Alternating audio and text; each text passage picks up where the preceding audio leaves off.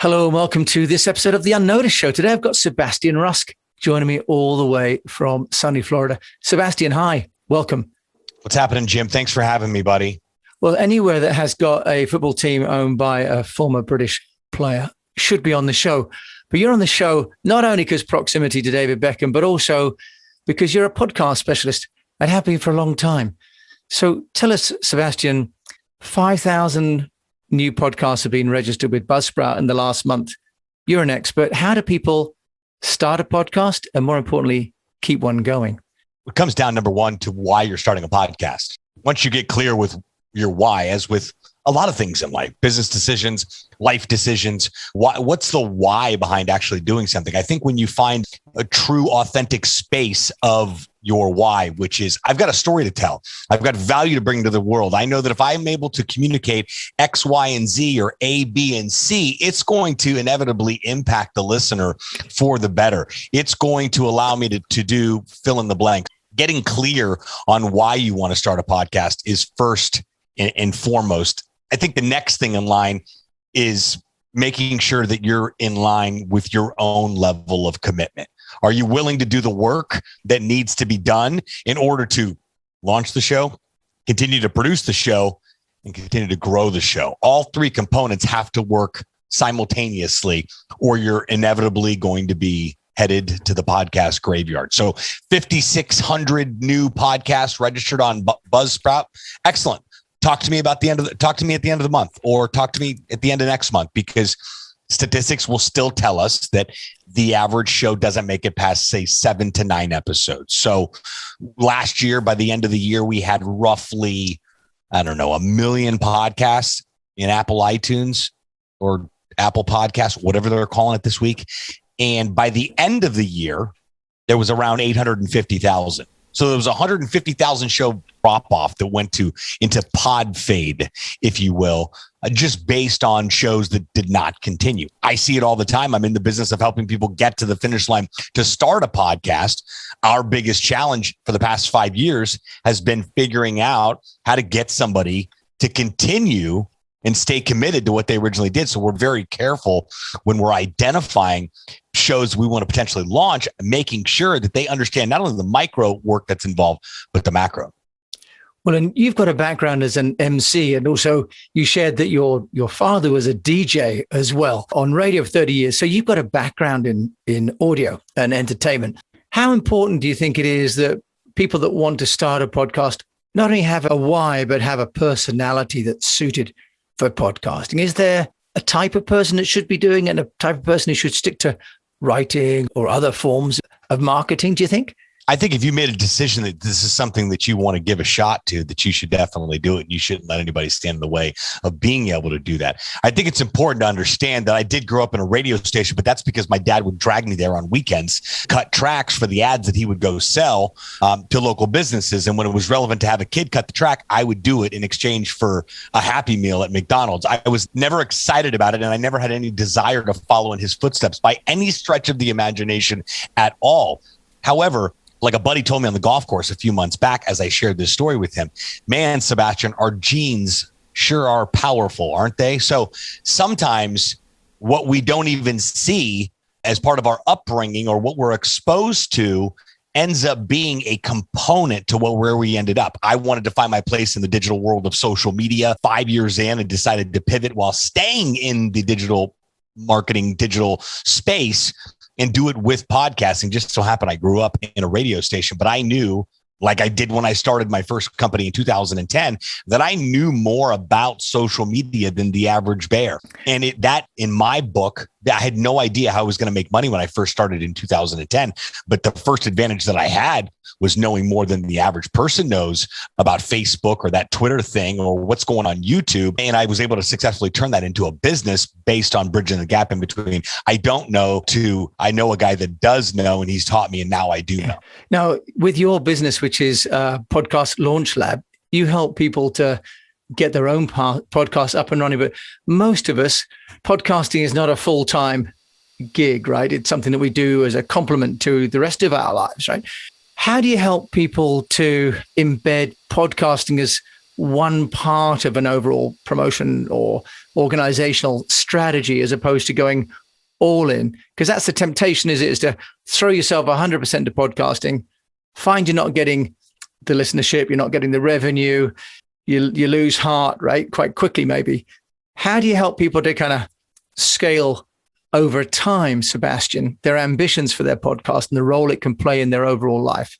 I really just encourage them to focus on what's possible on the other side of actually getting the show launched and sticking with it. I always say, if you start a podcast today, this time next year, you're going to be so glad that you did. But if you look at it as, number one, you're becoming a media company as a brand, starting a podcast, starting a YouTube channel, you are creating content on a platform that you control. If I called you 20 years ago and said, listen, I've got a spot on a local radio station where you can come in and talk for an hour about your business on Tuesday mornings, do you want it? You wouldn't think about it. You wouldn't sleep about it. You wouldn't talk to a friend about it. You wouldn't procrastinate. You'd say, heck yes. And you jump off the cliff and you figure out a parachute on the way down. Well, nothing has changed in 20 years, except the fact that it's easier to produce audio content. You don't have to go anywhere. You don't need anybody's permission. You make up the rules. You're creating the content, and you can talk about anything you want. Is it about your business?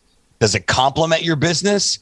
Whatever the case is, you can figure out a way to justify having this additional platform that's not just content. Because we think podcast, well, what happens with the replay of the podcast and the video replay of the podcast? And how are we able to chop that up and dissect that into micro content to not only create more content for our community, but also promote and advertise the episodes and the show. So I just think there's never been an easier time to start a podcast. There's never been an easier time to become a media company. And that sounds crazy to have an insurance office, have a podcast studio in it, where it has created a platform where it interviews people that are doing really cool things, and it ends up converting to business, not necessarily from that guest, but based on the content that's being created and the people that are actually consuming it. And to think that you can actually monetize that platform, the podcast, your content efforts can pay for themselves and then some, is just another thought to sit with and go, wait a second, what else is possible with this whole podcasting digital landscape that we're currently experiencing? And it's only 2021, and we're only just getting started with technology that's, less than 20 years old. Yeah, really exciting. And it reminds me, in the past, we used to create in-house newsletters, for clients, and we used to self-publish newsletters and sell ads to suppliers and take those out. And podcasting is kind of the digital equivalent in a way. Now, you talk about a couple of things there. One is about getting the content and getting the audience and monetizing. Do you want to just share maybe some basic elements of good content? Because it also seems a bit like having a blank piece of paper. One of the challenges is, what do you start to say? How do you plan content out, Sebastian? Because for many people, past the first 2 or 3 episodes, there can be a bit of a vacuum. Well, that's why you don't want to go at it alone. You sitting there trying to kill dead air by yourself because you think you're an expert is a bad strategy out of the gates. You can sprinkle in micro episodes of 5 or 10 or 7 minutes long of something you're very passionate and feel important that fits within the context of the content you're creating. But a majority of your episodes should be interview based, and you should be connecting with people that are smarter than you, cooler than you, have done more things than you, are more successful than you, where you can actually serve those people by putting them at the, putting the spotlight on them, and then you're benefiting because you're the one hosting the conversation and creating the content. I never ever go, what am I going to talk about on this podcast episode? Why? Because I'm going to be talking about whatever the guest does and how cool they are and how they got to where they're currently at. There is no lack of information on a complete stranger that I don't know, or somebody that I do know that I want to know more about. You know what I mean? Now, if I have to sit here and twiddle my thumbs on what I talk about next, if you ask me about my YouTube channel, that's a less than pleasurable experience. The reward is worth it to be able to sit down and be able to create content and know that YouTube is compensating you every time you put a new piece of content on your website. Eventually I have to get there. I worked at it for 16 months. I finally got into the creator program.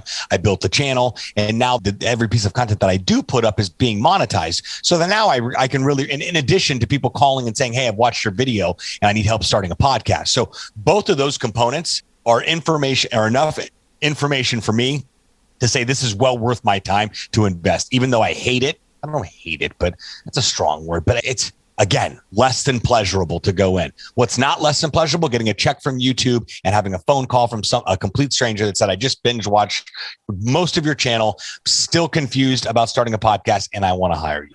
So that makes it all worth it. Yeah. So I guess that idea of interviewing people more interesting than, well, I find that very interesting and very easy because everyone's had a more interesting life than me, right? So I'm always finding people who are experts. Now, but how, Sebastian, does one entice an A-lister, if you like, onto a startup show?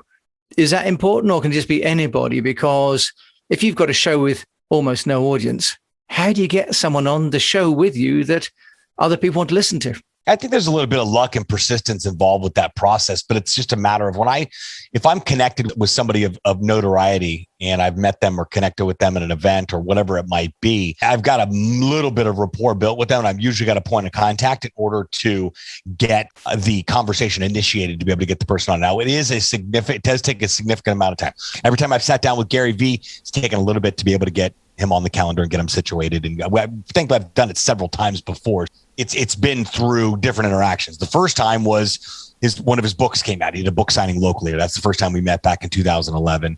I had a chance to sit down with him for like an hour, which I thought was going to be a short little hallway interview. The second time, I was at events. I'm in the green room. He's the keynote speaker. I'm the MC for the event. And then one of the last times was a couple of years back. He hosted his own event here in Miami, and I had the opportunity to spend the whole day with him and his team. So that relationship grew, but it was a lot of tweets, a lot of emails, a lot of connecting with his assistants, people that was on his team, being able to. And back 2011, it wasn't really the Gary Vee days. Same thing.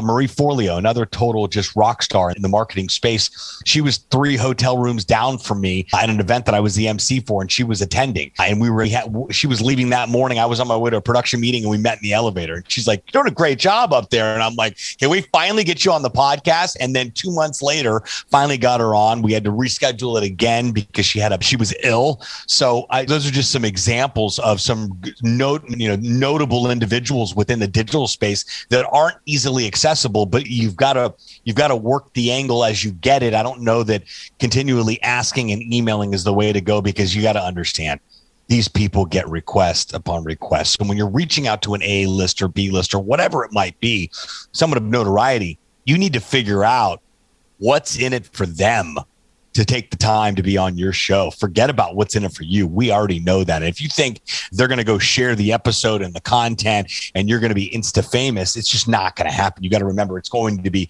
a very one-sided situation. And there's going to be a lot of asking and a lot of falling on deaf ears before something actually happens. But I believe a mix of luck and persistence, Jim, is what gets you people of notoriety on your show. And then also being in places like Clubhouse, being on Twitter, finding other angles, connecting with, connecting with people on LinkedIn, connecting with first, second, third generations. Who knows these individuals? Who do you know that knows these individuals? Who do they know, etc.? So do this. It's a great mix of luck and persistence. Well, and charm as well. And I guess ultimately, like any sport or any activity, there's a filter, isn't it? If you don't have those qualities of persistence and charm and a bit of luck, then your show will fall by the wayside, right? And that is what the audience are listening for, those hosts that really want it to work and are willing to hustle hard enough to get those people on the show.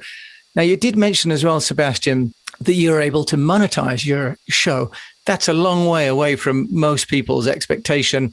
How do you get to that stage? What would you say is a minimum viable audience that a show host might need in order to start getting more than perhaps a cup of coffee?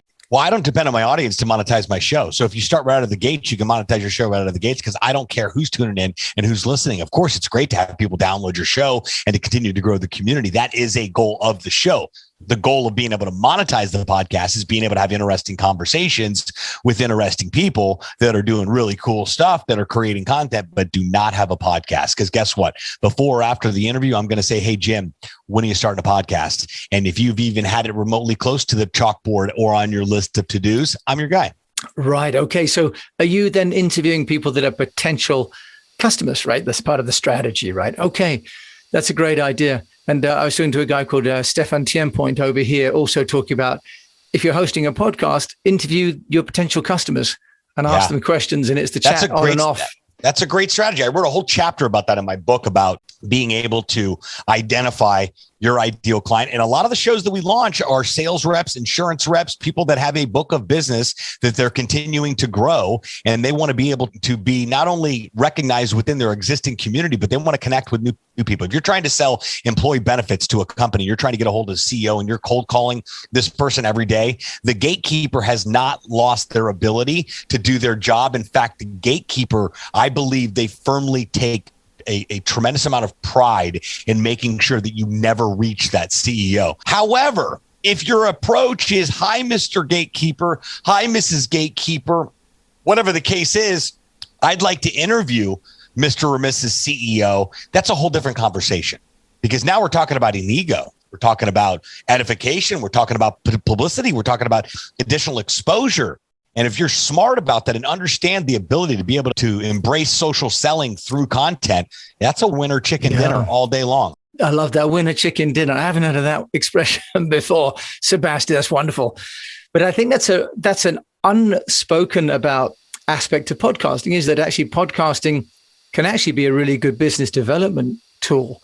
That, we may not become Gary Vee or John Lee Dumas and have, $20,000, $30,000 worth of sponsorship from a software company per podcast episode, but you can sell your services by building your personal reputation and relationship, right? And you can also productively prospect.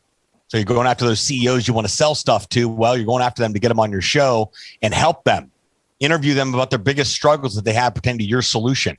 Answer questions in real time, provide value to them, have them go, well, this was different. He talked about me, made me sound awesome, and he helped me and solve some issues. When you're done with that, it's like, listen, Jim, I'd love to have a conversation about that was a great dialogue we got into there. I'd love to expand that conversation. We've got a few solutions that I think may be a fit for exactly what you've got going. And if you're open to a conversation, oh, absolutely. Let me patch you right back through to what's it called so we can get it scheduled. Yeah. So you're putting that person at the center of the conversation rather than if you ring up about sales. Yes. You're putting your own company at the center of the conversation, aren't you, really, Sebastian? Correct. So you talked as well about YouTube. Are you in favor of having a sort of a podcast of audio and then having that on YouTube as a straight audiogram, or should you do two different ones? What's your view on that? Because it can be double the work because they're quite different mediums, aren't they? Hey, you nailed it right there. No, I don't suggest it at all. And I know that it's the less than favorable opinion, and that's okay. There is enough work with starting and continuing a podcast that when you throw a video component in, you are doubling the amount of work you have. If you think for a minute that you're going to take your archived video of your podcast on Zoom and just post and pray on YouTube, you're being grossly negligent to the reality of how YouTube actually works. YouTube works for people come to YouTube for two reasons: to be entertained, to get questions answered. You can nail both of those. Well, you're really doing a great job, but it's usually one or the other. Are you a resource channel? Do you answer questions, or do you entertain people? Those are the two components that you look at. So if you just post a podcast episode onto YouTube with no strategy behind it, strategy meaning, okay, first of all, it's a 45-minute interview. YouTube's long form, but 45 minutes isn't a turn. Most YouTube videos are between, I would say, 5 and 20 minutes max. I've had a few videos that are like 18 minutes. People are like, whoa, it was a little long there. So it is long form, but not that long. I would think that I will say, if you have a video team and a video editor and all the resources ready to rock and roll, by all means, go nuts. Get that video team, making sure that all hands are on deck, capturing the video component of your podcast, have them go to work, figure out a strategic title that's SEO friendly that people actually search for on YouTube. There's other content around it. Have them create a thumbnail that pertains to the topic, making sure every component, all the checklist of YouTube production is being done with that actual video component of the podcast. So if you're not going in there, not throwing an intro of some sort on there, introducing the topic, having something that people actually search for, it's just a post and pray strategy that doesn't work. Nobody's got Justin Bieber's luck. Okay. And Justin probably didn't even know he had that luck either. That video just got uploaded one day of him playing the guitar, and the rest is history. But I just don't think and a lot of people look at Joe Rogan and, any people of notoriety or celebrities that start a podcast. course they have a video component. They probably have a studio and they've got an entire team to produce everything. Their job is to show up and be the talent of it. That's not the average person.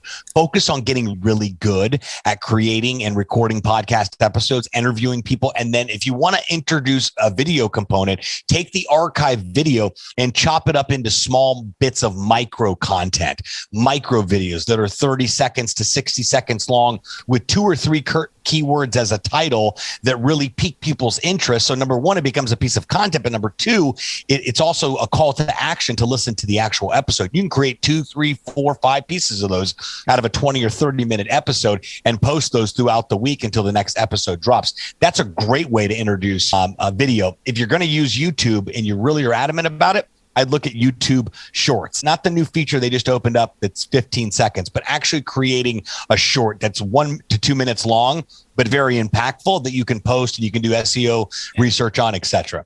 So Sebastian Rusk, I think we'll stick to podcasting, to the audio. I think that's more within my skill set and my time frame. That's obviously within your skill set. If people want to find out more about you than we've had the chance to talk about just on the Unnoticed show today, how can they find you, Sebastian? I'd love to connect with you on LinkedIn. That's where I spend a majority of my time. Just look for me by name, Sebastian Rusk.